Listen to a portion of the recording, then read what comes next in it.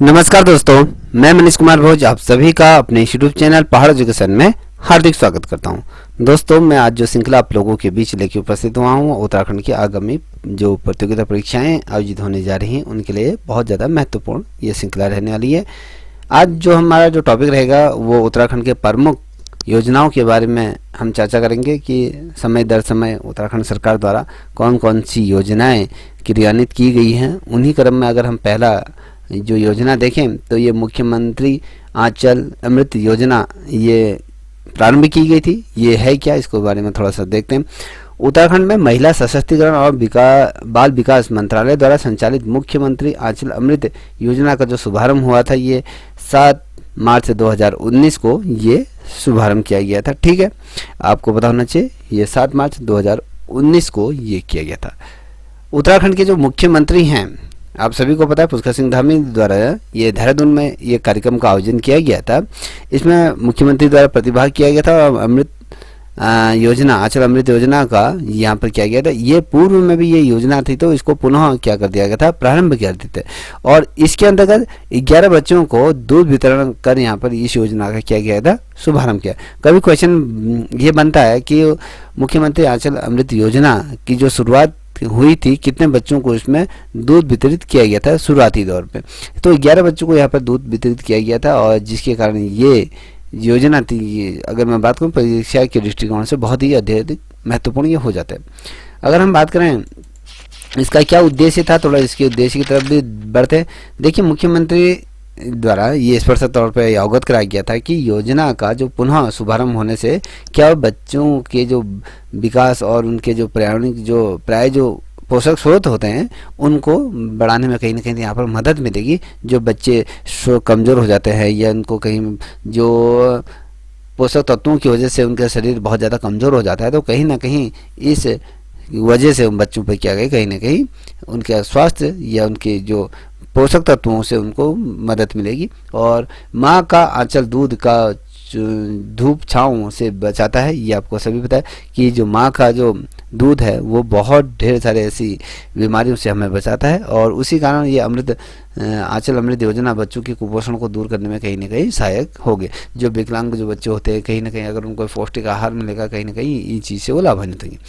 मुख्यमंत्री अमृत योजना के अगर मैं लाभों की बात करूँ तो मुख्यमंत्री अमृत योजना के अंतर्गत 20,000 आंगनबाड़ी केंद्रों में यहाँ पर 3 से 6 वर्ष के बच्चों को जो सप्ताह में यहाँ पर 2 दिन यहाँ पर 100 मिलीलीटर यहाँ पर क्या मिलेगा निःशुल्क फोर्टिफाइड ये मिल्क जो सुगंधित भी होता है इसको पानी में घोलकर उबालकर इसे पिलाया जाएगा। ठीक है, इस योजना से प्रदेश में अगर मैं बात करूं 1,70,000 बच्चों को यहाँ पर लाभ मिलेगा। साथ ही बच्चों में जो पोषण और स्वास्थ्य में यहाँ पर काफ़ी सुधार होगा, ये आपको पता होना चाहिए। जो दूसरी योजना उत्तराखंड सरकार में चली थी होम स्टे योजना 2020 अप्रैल 2018 के अंतर्गत चली थी। होम स्टे आप सभी को जानते होंगे, जितने भी पहाड़ी क्षेत्रों में जो लोगों को कहीं ना कहीं रोजगार से जोड़ने का ये सरकार द्वारा कहीं ना कहीं बहुत बेहतरीन प्रयास था। होम स्टे योजना का जो पूरा नाम अगर हम बात करें क्वेश्चन बनता है तो आपको पता होना चाहिए दीनदयाल ये पंडित दीनदयाल गृह आवास योजना इसे कहा गया है। ठीक है, होम स्टे का पूरा नाम पंडित दीनदयाल गृह आवास योजना ये उत्तराखंड सरकार द्वारा इसे चलाया गया है। होम स्टे योजना की जो शुरुआत हुई थी किस जनपद से हुई थी, कभी क्वेश्चन बनता तो पिथौरागढ़ जनपद से 20 अप्रैल 2018 को इसकी क्या की गई थी, शुरुआत की गई थी। और हाल ही में जब आप सभी को बता दो प्रधानमंत्री मोदी जी ने जो पुष्कर सिंह धामी और पर्यटन मंत्री जो है वर्तमान समय में उत्तराखंड के जो यशपाल महाराज इस योजना को यहाँ पर दिया गया है, बढ़ावा देने के लिए भी कहीं ना कहीं निर्देशित किया था, जिस कारण यहाँ पर क्या होगा ये जो क्वेश्चन है आपकी प्रतियोगिता परीक्षाओं के दृष्टिकोण से ये अत्यंत महत्वपूर्ण ये साबित हो सकता है, इसलिए इसे गौर से देखिएगा। ठीक है, अब देखें तो क्या है होम स्टे योजना। इसके अंतर्गत जो गृह आवास यदि हम कहें होम स्टे एक ऐसा आवास जो पूर्णतः क्या हुआ आवासीय परिषद के अंतर्गत ये होगा। ठीक है, जैसे आपके गांव घरों में कोई पुरानी पुश्तैनी बिल्डिंग है जो खराब हो चुकी तो उसमें पूरी तरीके से होटल का रूपांतरण इसमें किया जाएगा। पूरा उसमें होम स्टे जो लोग आपकी आमदनी बढ़ेगी, लोग यहाँ पर आपके ठहर सकते हैं। तो जिस भवन का मालिक अथवा मालिक के पट्टे पर होने की दिशा में मद्देनजर स्वयं परिवार सही यहाँ निवास करता हो तो ऐसे भवन में यदि कोई पर्यटक आवास के लिए आता है तो अतिथि के खान पान की व्यवस्था या भोजन या मालिक और परिवार द्वारा यहाँ पर की जाएगी, और यह प्रतिक्रिया होम स्टे योजना के अंतर्गत आती है। और सरकार इस तरह के गृह आवास स्थापित करने में राज्य की सहायता अनुदान भी यहाँ पर दे रही। आपको बता दूं, जैसे आपने गांव घरों में बहुत ढेर सारे आजकल होम स्टे खुल गए हैं, जो ये पर्यटन विभाग द्वारा इसमें बहुत अच्छा अनुदान इसमें दिया जा रहा है। 80+30 का ये रेशियो है। तो इसके अंदर क्या होगा, जब आपने इस होम स्टे के लिए सरकार आपको पैसा देगी, तमाम चीज़ें होगी, जब आप यहाँ पर इसको कंप्लीट कर लोगे। ऐसे अगर मान लीजिए कोई विदेशी या कोई बाहरी पर्यटक अगर आपके होम स्टे में अगर स्टे करता है तो आपको उसको सभी मूलभूत सुविधाओं से उसको क्या करना पड़ेगा, उपलब्ध कराना होगा, और उसके एवज में वो आपको पैसे भी देगा। कहीं ना कहीं दोहरी लाभ का ये जरिया उत्तराखंड सरकार ने किया है। अब लाभ इससे क्या होगा, इस योजना के तहत क्षेत्र में जो रोजगार को बढ़ावा दिया जाएगा, पर्यटन को आकर्षण करने के लिए बहुत ज़्यादा होगा, और पहाड़ों में पर्यटकों को स्वच्छ आवासीय सुविधा यहाँ पर रहने के लिए उपलब्ध कराई जाएगी। ये इसका मेन उद्देश्य है। ठीक है, अब बात करेंगे कि यहाँ पर अटल आयुष्मान योजना की अगर हम बात करें तो अटल आयुष्मान योजना की जो शुरुआत हुई थी ये 25 दिसंबर 2018 से ये की गई थी, और इस योजना का जो शुभारंभ जो किया गया था, जो पूर्व जो प्रधानमंत्री अटल बिहारी वाजपेयी जी थे उनके जन्मदिन पर ये किया गया था, और 25 दिसंबर को ये उत्तराखंड के सभी वासियों के लिए निःशुल्क ये सुविधा यहाँ पर लॉन्च की गई थी, जिससे कि सभी लोगों को स्वास्थ्य लाभ में जो आने वाला जो खर्चा है कहीं ना कहीं इस आयुष्मान योजना के तहत उनको निःशुल्क यहाँ पर क्या है सुविधाएं उपलब्ध कराया जाएगा। और ये पहला राज्य बना जिसने अटल आयुष्मान योजना की ये शुरुआत की थी। अटल का मतलब पूर्व प्रधानमंत्री के नाम पर इसे क्या किया है, लॉन्च किया गया। ठीक है, अब यहाँ पर देखिए जो योजना है, योजना का अगर हम बात करें आयुष्मान योजना की तरफ ही उत्तराखंड में भी राज्य सरकार इसमें क्या करे, कुछ बदलाव करने जा रही है। अब इसमें क्या है, देखिए जो केंद्र सरकार द्वारा जो लॉन्च किया था आयुष्मान भारत योजना के तहत ही, इस अटल आयुष्मान योजना के तहत इसमें सरकार क्या करे, कुछ बदलाव करने। इस योजना के तहत राज्य के जो नागरिक किसी भी राज्य या प्राइवेट अस्पतालों में यहाँ पर क्या करा सकते हैं, निःशुल्क यहाँ पर अपना इलाज करा सकते हैं। इस योजना के तहत अगर हम बात करें तो प्रत्येक परिवार को 5 लाख से तक के जो यहाँ पर स्वास्थ्य बीमाएँ यहाँ पर उपलब्ध कराई जाएंगी उनके स्वास्थ्य के लिए। ठीक है, बता दें कि केंद्र सरकार जहां एक तरफ पूरे भारत में 1 अप्रैल 2018 से जो आयुष्मान योजना जो लागू की गई थी, कभी क्वेश्चन क्या बनता है आयुष्मान योजना कब लागू हो गई थी, तो 1 अप्रैल 2018 को ये पूरे भारत में इसे लागू किया गया था। और उसी के तर्ज पर उत्तराखंड सरकार द्वारा 25 दिसंबर 2018 को अटल आयुष्मान योजना ये राज्य में ये प्रारंभ किया था। ये 2 महत्वपूर्ण डेट है, इन डेटों को आप नोट कर लीजिएगा। अब बात करेंगे 4 धाम राज्य विकास योजना की बात करेंगे। ठीक है, राजमार्ग विकास योजना क्या थी, देखिए 4 धाम राजमार्ग विकास परियोजना का जो शुभारंभ हुआ था, कभी क्वेश्चन बनेगा तो आपको पता होना चाहिए। यहाँ पर 27 दिसंबर 2016 को ये परियोजना का यहाँ पर शिलान्यास किया गया, इसको धरातल पर उकेरने का यहाँ पर कार्य किया गया। और 4 धाम परियोजना उत्तराखंड के ये प्रमुख जो तीर्थ स्थल हैं, यमुनोत्री, गंगोत्री, बद्रीनाथ और केदारनाथ को सड़क मार्ग से यहाँ पर जोड़ने के लिए महत्वपूर्ण ये परियोजना है। और इससे पहले भी इस योजना का जो नाम रखा गया था ऑल वेदर रोड, ये था, इसे बदल कर जो फिर परिवर्तित कर दिया गया था, 4 धाम परियोजना ये कर दिया। कभी क्वेश्चन क्या बनेगा आपका, जो ऑल वेदर रोड का जो नाम बदल कर क्या रख दिया गया, तो आपको पता होना चाहिए कि 4 धाम राजमार्ग परियोजना इसका नाम रख दिया गया है। और इस योजना के तहत अगर हम बात करें जो केंद्र सरकार द्वारा जो धन आवंटन किया गया 12,000 करोड़ रुपए की यहाँ पर धनराशि यहाँ पर स्वीकृति की गई थी। और इस योजना की अगर मैं प्रमुख विशेषताओं की बारे में आपसे चर्चा करूँ तो इस योजना की अगर मैं प्रमुख जो विशेषता रही है